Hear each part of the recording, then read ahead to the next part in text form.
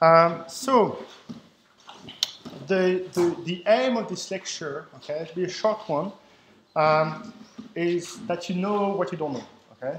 And so I'm just going to cover some of the techniques that were popular ones, and they're still very useful and still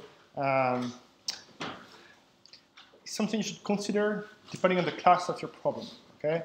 So as I said, neural nets are very useful, but very useful only if you have very large training sets. If you have smaller training sets, then probably that's not the right technique for you, and you should come back to one of these simpler techniques. So that's a lot to cover here, and I will not cover that in detail, and that's kind of the point of this lecture here. This is for you to know that they exist, and for you to know, to have some sense of kind of the history of it, and for you to know where to look for that kind of information, but not necessarily for you to know in detail every single aspect of especially SVM and the kernel trick. Okay, so the first technique we're going to look at is k-nearest neighbors, okay? And so, as I said, all the techniques we'll be seeing today is on classification. And remember, there's different trends of different applications of machine learning. There's supervised learning, unsupervised learning, and reinforcement learning. And all the techniques we're going to be looking at here are to do with supervised learning. So supervised learning, remember, we have the training set, and we're looking at trying to model a transformation that goes from the input to some output, some results. Okay, so we're trying to model that transformation. So in classification, we're only going to look here at two classes problem, but you know, they apply for multi-class as well usually. So let's start with a simple case. So you have two features, okay, so x1 and x2, okay, and you have your data. So you have two classes, okay, so let's say you have the red class, and you have this other class. Let's try to make it.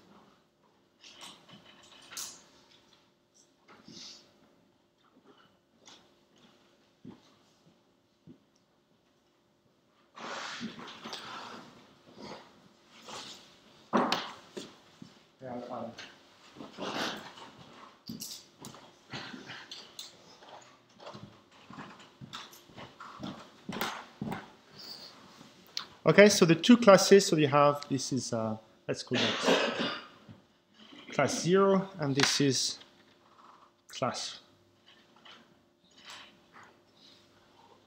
1, okay? And so the first technique we'll look at is called nearest neighbors, okay? Okay. Nearest neighbors. And it's very simple. So to answer the questions, you know, how do you label a point? Well, it's simple. So you look at a particular point, say, you look here, okay? So that's where your feature is. So you have x is x1, x2 here, okay? And you want to know, okay, which class it belongs to. And so what you do for that is you're going to look at the nearest neighbor. So the nearest neighbor in this case is probably this blue one here, but you can have, so that would be the first nearest neighbor. So in case of, if you're just looking at the nearest neighbor, so look at one, it's called 1NN for one nearest neighbor, then the output of that point would just be whatever class is its nearest neighbor, so that would be a blue circle. Okay, so that'd be a class 0.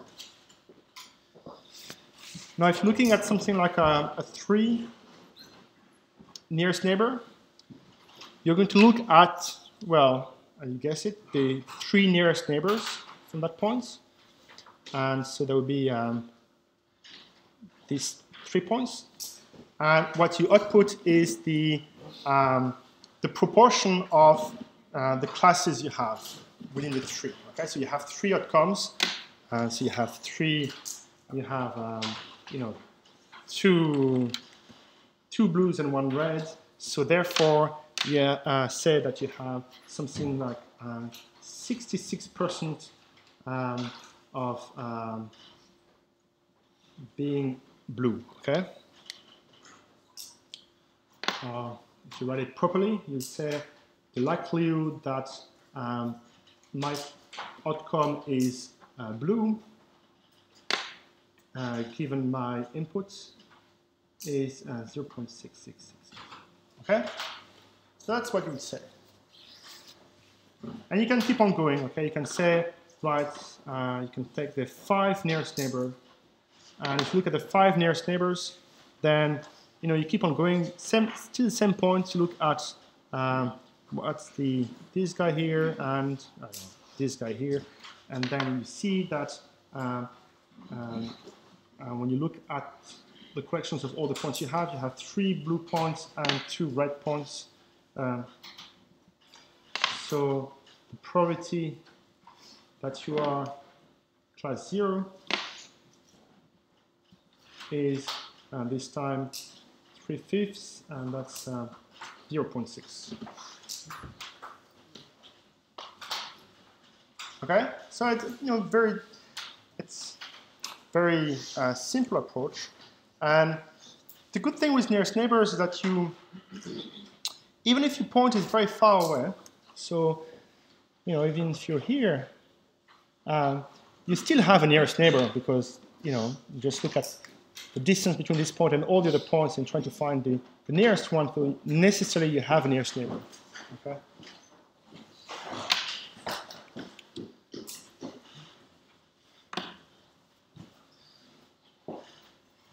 So that's nearest neighbor. So it's k nearest neighbor, because depending on k is the number of nearest neighbors you're going to consider for computing the outputs. Okay. So small point. So when you have 1 nearest neighbor, the output is either it's 100% or 0%. Okay. So it's really a binary answer. You really know you're either one label or the other. But if you consider like 3 or 5 nearest neighbors, you have chances that some of the points, especially in the border here between the 2 classes, they might be you might get 50% chance or something like that.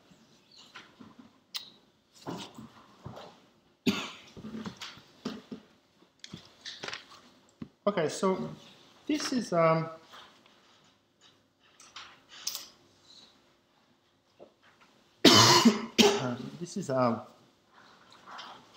example of the results you might have. So I'll just try to explain that a tiny bit. So we have here 3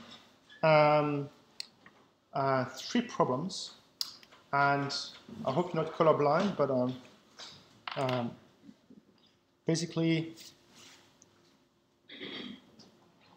this is the orange class and this is the green class. And in this problem here, the green class is inside, and here it's a linear separation. You have the green class on the left and the right class on the right. Okay, and so 3 toy examples where the separation is not linear. Okay, so you have it's a real life example where things are not pretty and the border between the 2 classes is a bit complex. So what you see here in this column is the response of the 1 nearest neighbor. So if you so we look at every single pixel in that square, and we return orange if the nearest neighbor is indeed class orange, and we return green if the nearest neighbor for that point is indeed green. Okay, so I say that again. What you see here is it's actually a decision boundary, but we pass the 2D plane, and for every single pixel of that plane, we look at what the nearest neighbor in that data set is, and we output a color depending on the class it is. Okay? So this is for the 3 nearest neighbor. This is for the 10 nearest neighbor. And the color coding here, when it's deep green, then the probability that you belong to the green class is 1. And when you're deep orange, then the probability you belong to the orange class is 1. Okay? So you can see here that it follows quite nicely. It's a bit noisy, obviously, but it follows your boundary, but at least it does something. Okay. When you have more than 1 nearest neighbors, as I said, around the boundary, you can have a softer decision. Okay? So you can say it's not probability of 1, it's probability of 0.3 or something like that. So these are the probability range you will have, so different lighter shades of orange or green. And basically for 10, you see there's a wider wider margin here of between the 2 decisions, between the 2 classes. Okay, so that kind of makes sense, this graph. It's just to illustrate what it does somehow, okay? So the pros of this technique, I'd say first, like, it's super simple to implement, okay? You just need to know how to compute the nearest neighbor, and you're good to go.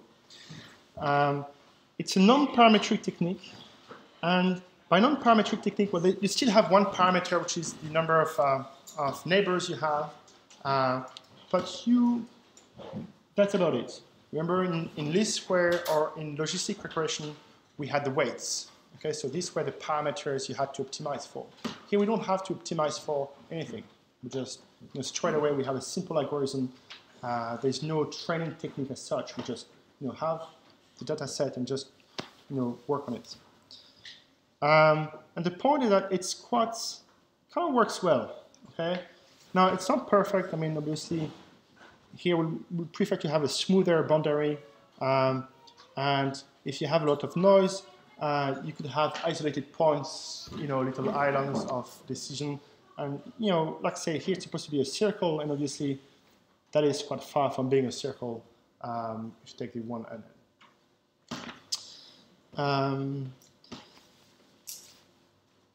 So it kind of assumes somehow that your training set as well is quite highly sampled, so you want something quite high and quite large for training sets. But anyway, it does something. The main problems you have is that it's computationally expensive, okay? So to find the nearest neighbor is something like n log n for each of the points. So it becomes quite slow at some point, okay? So if you look at logistic regression, it was quite slow to train, okay? So quite an involved process for finding the weights. But once you have the weights, it's very fast, because if you have new points and if you have p features, then it's basically linear in p. Okay, so you have p multiplications and additions to make, and that's it. Okay, so here if you have 1,000,000 points, then all of a sudden you need to compute what is the nearest neighbor in a point cloud with 1,000,000 points, which becomes a bit trickier. Okay, so it becomes very quickly slow. And the last point is that you don't learn anything about the features. Now that's something that we haven't looked too much at when looking at least squares, but it's something we could have done, and it's something that deep learning would be very good at. It's trying to recombine the features. Okay, here we're not all the features are treated equal. And if you come back to here, these are the 2 axes, x1 and x2 for our 2 features. But we don't learn anything whether feature 1 is more useful than feature 2. Okay, so very often you collect a lot of features, and some features will be actually more useful than other features. Some features will just be noise. But when you do nearest neighbors, you don't get anything about that. I mean, it's just you just try to learn what the outcome is, and that's it. Anyway, very useful technique because very easy to implement. Sorry. Yeah. How do you determine the optimum number of nearest neighbors because right. So something we'll see actually in the next lecture. You don't. Okay, there's no good way. So usually what you have to do is to look at the performance you get from it, and you say, all right, maybe I should use 2 nearest neighbors of 3 and just get something better, and see for that. It depends as well on the number of points you have. Okay, so if you don't have a lot of points, if you have infinitely densely sampled training sets, so you have gazillions of points. If you take the 10 nearest neighbors, chances are they're all very close to each other, right? And probably not that much difference between a 1 nearest neighbor and a 10 nearest neighbor.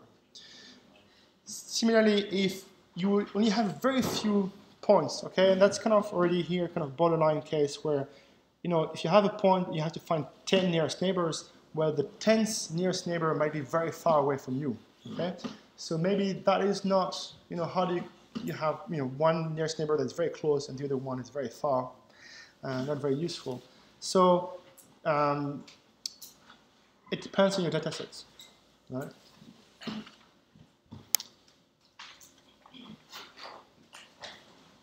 Okay, so the other class of problem I want to talk to you about is decision trees. And decision trees, there is actually quite a lot of technique behind that. There's two, there's one called AdaBoost.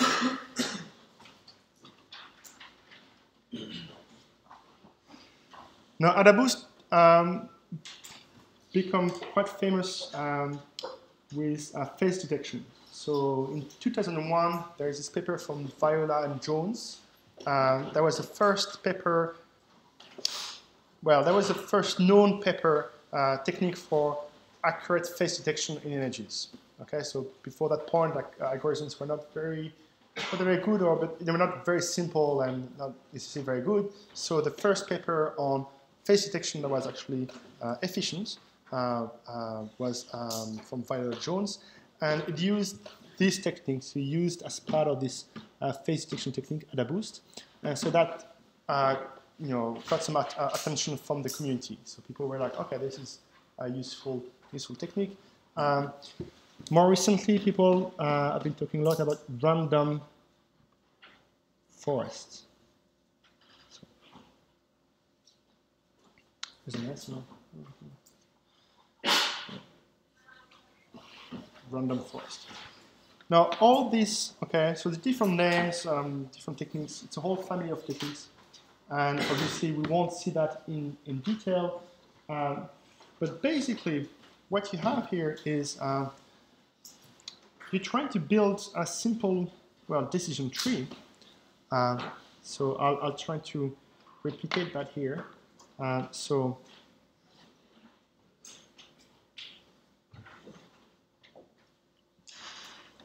once again, I work in 2D, but remember, this is really usually like highly multi-dimensional data, okay?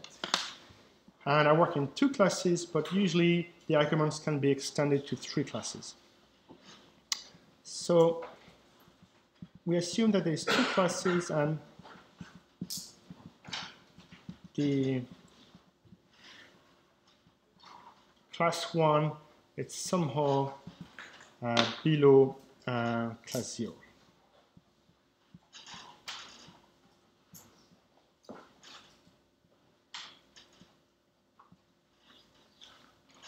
All right.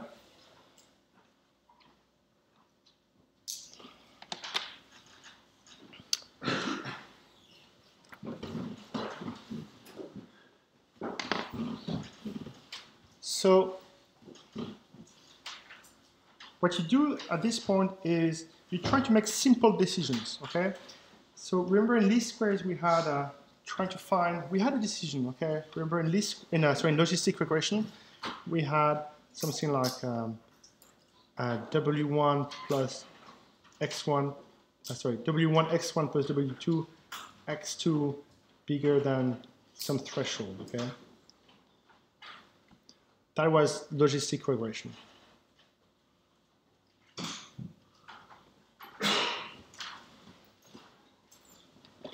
Here we say, okay, training for the W1, W2, it's a bit complicated, a bit nasty. So we'll make it simpler. We just ask questions, so decision trees. We'd say, okay, is x1 smaller than 3, for instance? That would be the question you will ask, okay? So, all right, so let's put some numbers here. So we'll have 3 here, 1, 2, 4, 5, 1, 2, 3, 4, 5. So, okay, so here we look at this problem and we're trying to make a simple decision just on one coordinate alone, okay? So we look at the first coordinate and we say, what threshold is the most interesting one to separate those classes? And in this case, well, actually 3 is not too bad, okay? So if we test for is x1 smaller than 3, so that would be our first test, okay?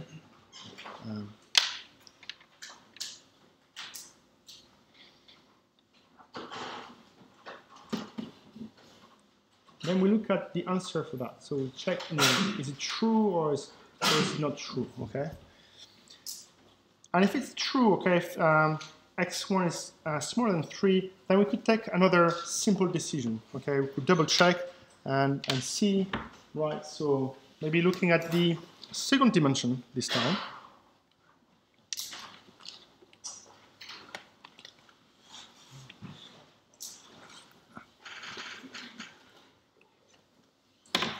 So we could look at second dimension, and maybe a good threshold would be, I don't know, around here, okay? And would say, if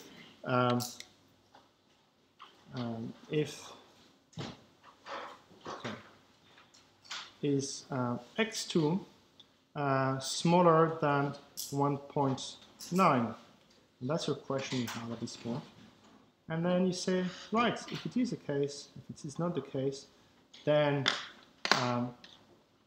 so if x2 is smaller than 1.9, so if we, in that branch, so we start from the top here, so x1 is smaller than 3, and then we check whether x2 is smaller than 1.9, so we are in that region, and then we see that most of the points in that class actually are class 1, so you just say, yeah, you're class 1, and if you're not, then you're probably class 2, okay? And you can do the same with this side, and this time maybe the threshold will be at 3.5, and the question will be, is x3 smaller than 3.5? And we test, and we say we have 2 possible outcomes. And basically, if it is not, then you're probably class 0, and if you are, then you're probably class 1. So decision trees, because you have a tree of decisions to take, okay? But each of the decisions, and here's the important part, are quite simple. They're just, you look at a particular coordinate or a particular feature, and you test against a particular threshold, okay? So it's something quite simple.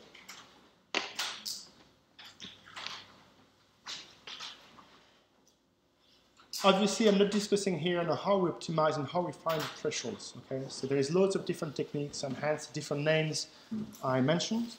But basically, that's the main principle. So what you have at the end of it is a simple tree of decisions, and you go very quickly, okay? So you don't, after a few decisions, you reach your conclusion. These type of algorithms it's very much used in medical applications. Okay? And the reason is because you have a very simple explanation of what happened. Okay, so your system, there's a lot of applications where, especially when you use deep learning, you run your algorithm and you have a model, you have a system, you learn some weights, but you just don't know why these weights were computed the way they were. Okay, and the system tells you this person has cancer, doesn't have cancer, but you don't really have a good insight of why the system took that decision. And if you look at medicine, sometimes you want to be able to say, to prove, to explain why you took that decision. So the choice of machine learning techniques you use is critical. You're constrained by that. Okay.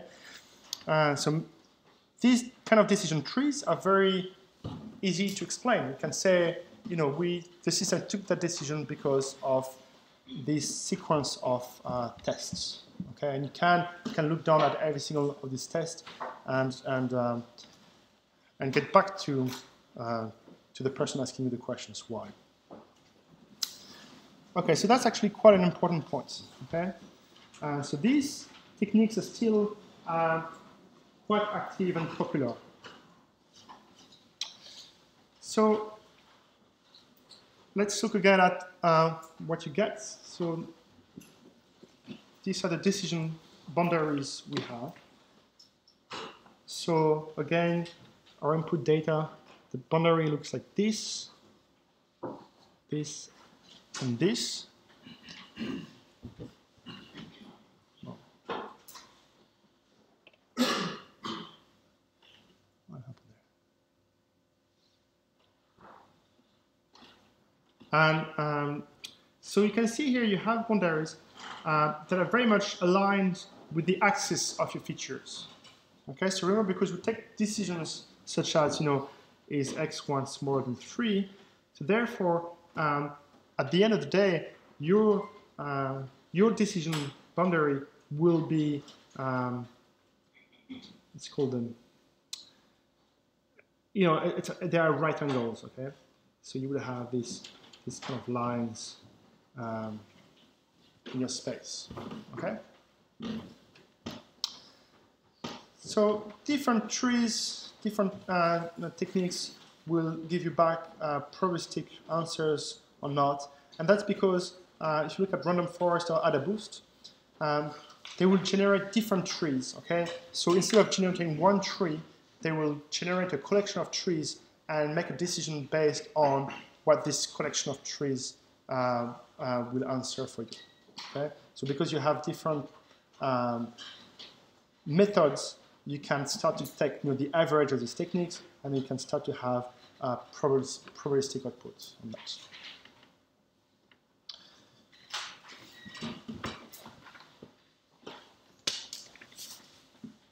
Okay, so the advantages of these techniques, okay? So as I said, it's quite fast, right? At least very fast to, well, both to learn and to apply, okay? So once you have a prediction to make, once you have your model, the prediction is very quick, but as well, usually the way you divide the space is quite quick. And one pro that is not here, that it's you can explain the decisions. Okay. The cons, or there's mini cons. The main one is that you take all the decisions along the axis. Okay. So here, going back here, all the decisions are taken, horizontally or vertically. Okay. But what happens if your data is rotated? Okay, if you just rotate your data, then you still have somehow to take your decisions according to the x and y-axis. So this is kind of what happens here. Okay, your class separation is best explained by a simple threshold when you compare the first feature against the second feature. And if you had to take a simple decision, would be can you check whether x1 is smaller than x2? But obviously, that's not what we had, okay? So actually, there was a case of the previous example. This is the same data set. We see here that to get the same effect by taking decisions along the x and y axis and so on, what happens, you need to make many subdivisions of your space to reach the same answer. Okay? So in that respect, it's not very smart.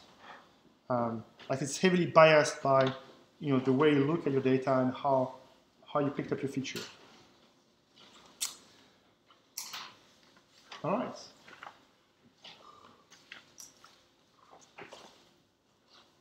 So moving on to SVMs. And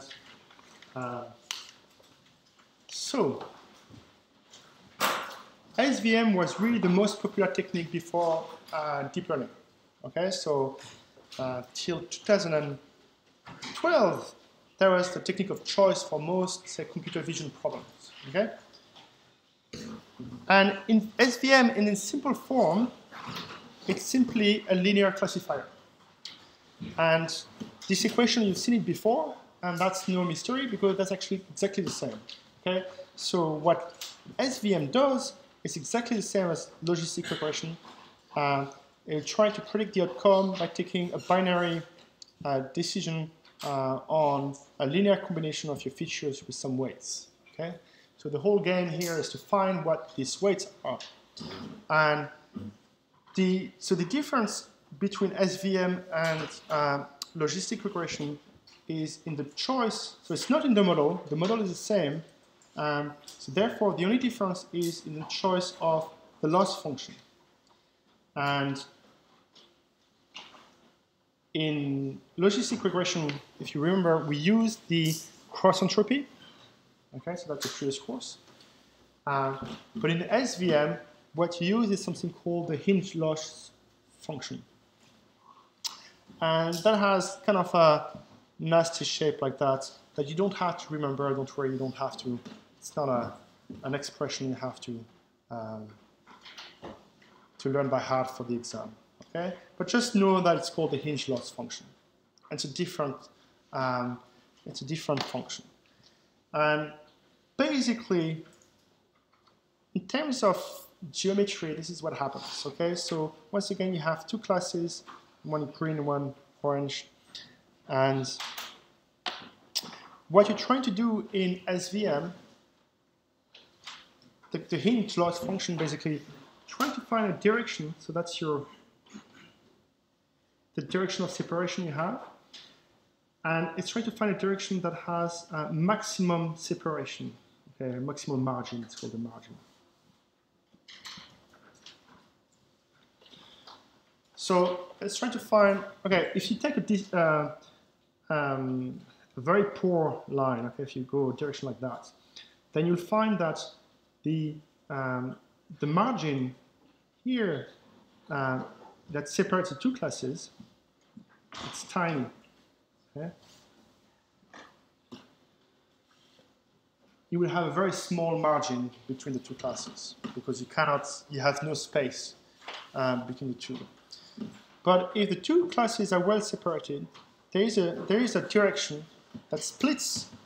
It's called a hyperplane. Okay, that would split the two classes, and the distance between, if you're on the no man's land between the two classes, it's called the margin, and you want to maximize the space you can have between the two classes.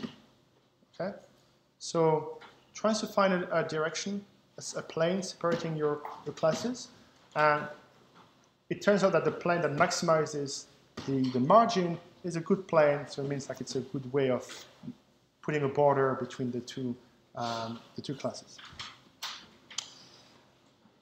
So that kind of has nice geometrical motivation behind that, and that just is linked to the hinge loss function we just talked about before. So the question you have then is, okay, so how does it differ from logistic regression? And the point I want to make clear at this point is there's not much difference, okay? So the reason people talked about SVM, it's mainly, and not logistic regression, it's partly down to community. So two different communities, one saying this one is awesome and ignoring the other techniques. And there is, no, it's not the only reason, but it's one of those, okay? So the point is that there's not much difference between both. And in fact, there's a theorem called the no free lunch theorem from 97 that basically tells you that unless you know something special about the data, unless you have prior information about your problem, no optimization technique or no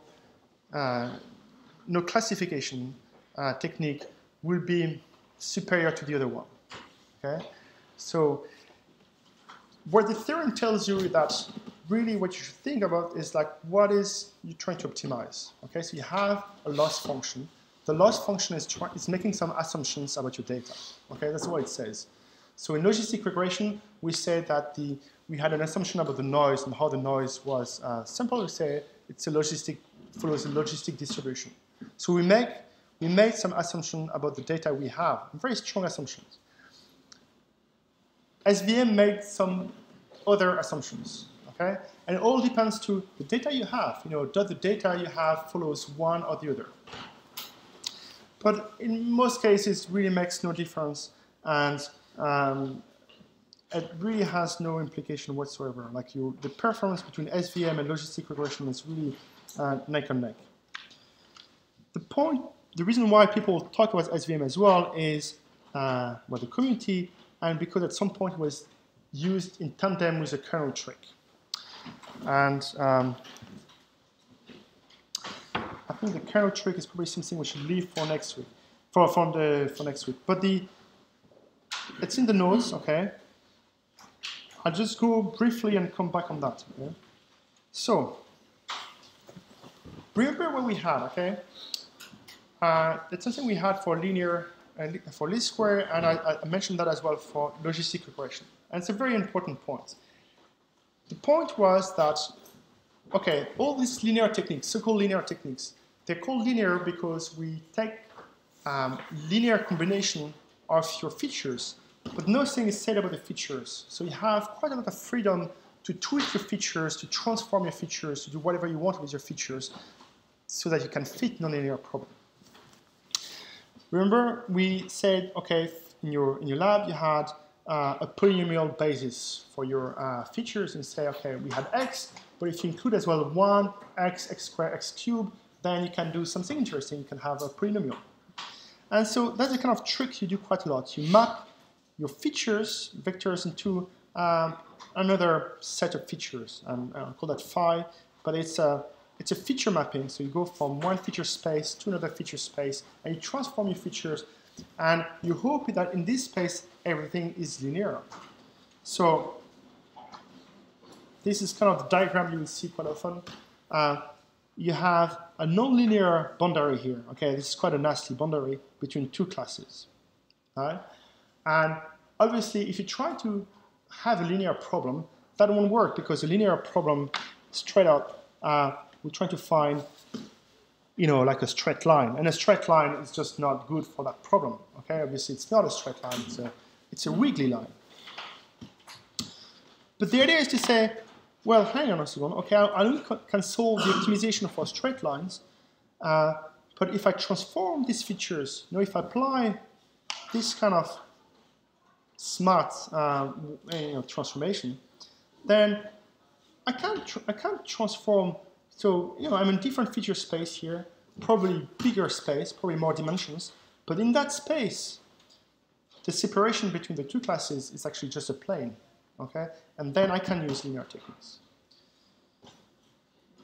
All right, so that's kind of the main thing, okay? So finding this transformation of your feature so that your problem that was, nonlinear becomes linear was a big issue, and it's still a big issue to some extent. And the kernel trick, so we'll see next week, briefly, is a way to define these functions without ever having to actually write them. Okay, so it's kind of a beautiful little tool that will allow you to not have to fish for the correct transformation, smart transformation for data. It will allow you to automatically generate these guys without you having to write those. But I will stop that here, and we'll keep that for next week.